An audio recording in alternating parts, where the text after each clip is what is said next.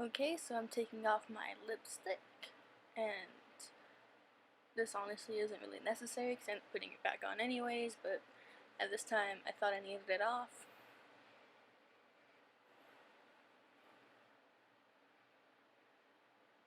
And it's being stubborn and not wanting to come off and smearing everywhere, which is fine because I'm gonna put blood all over my mouth anyway, so it's gonna cover everything.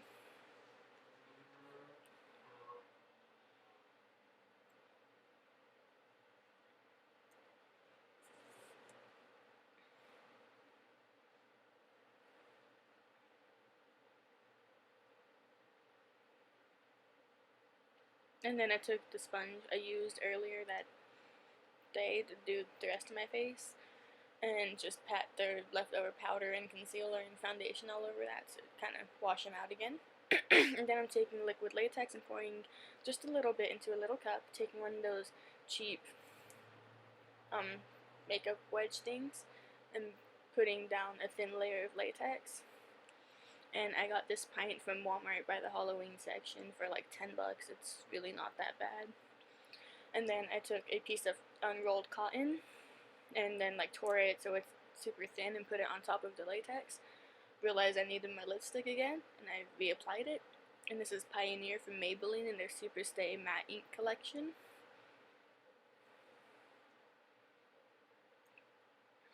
And I did it now before I got all the other cotton and latex on, because I'm going to cover some of my mouth and it'd be harder. And it would look weird if I didn't have lipstick on for some reason to me. I don't know. And then I'm just putting the bottom cotton, and instead of putting it all over right there, I'm doing 2 lines so that way it actually looks like the skin is raised and there's an actual cut right there, even though there's not. And you could mimic it by putting it all over and then just cutting the line in the middle and then just coloring it how you want it. This is just how I chose to do it. So, but anyways, I'm taking the same little sponge and the latex and putting the latex over the cotton.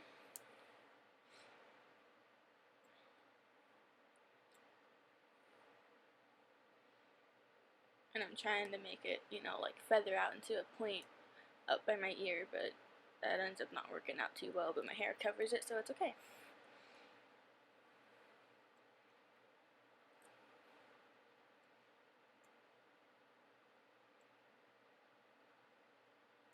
And then I'm just layering up the cotton until I feel like it looks like the skin is raised enough and the cut is deep enough to where I want it.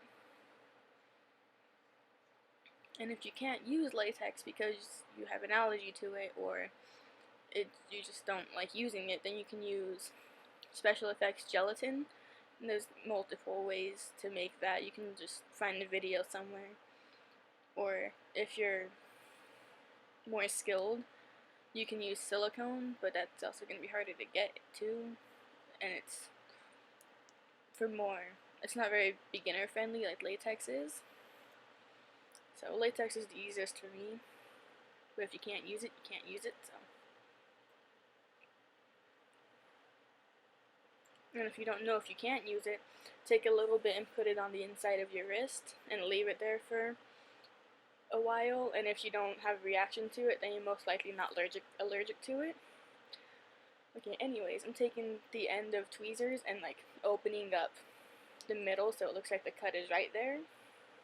And I'm just kind of mushing the cotton around while it's still wet so that it moves easier. You let it dry until the latex is a yellowish color, like so. And then I'm putting concealer over it so it matches my skin tone. I mean, you don't have to use like color correcting, but I don't know what I was gonna say. Anyways, you don't have to use the color correcting concealer. I've always just used my Tarte Shape Tape and then blended it out with my sponge, and it's worked fine for me. Because you just need it to look really similar to your skin tone. It doesn't have to match exactly, since you can put blood and stuff over it. And then I'm taking this Wet n Wild paint pot in black, and I'm filling in the cut with that just to make it dark and give it a base so I don't have to build up the red so much, and so that the red isn't super bright.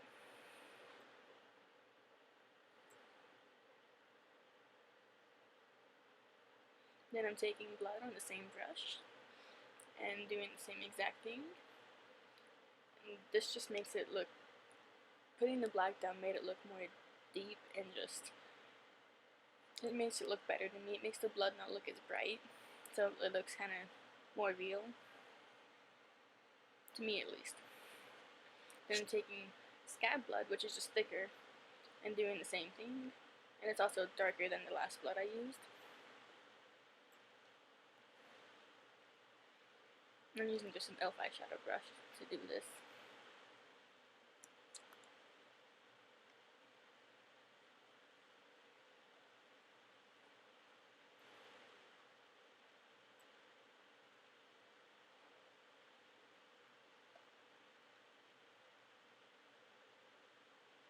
And then I'm just taking the first tube of blood and just putting it all in the cut and just kind of squeezing it so it starts getting the little drippies.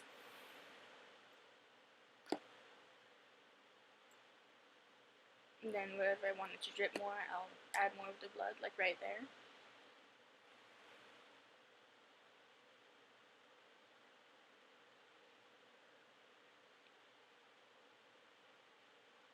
And then it drips too far down, so I dabbed it off. And it should be okay to go in your mouth. I mean, I wouldn't say to go eat it and all that, but like it won't hurt you because the kind I got at least is from Walmart and it's non-toxic, so. And then I took the sponge from earlier and just kind of tore the edge off so it was jagged.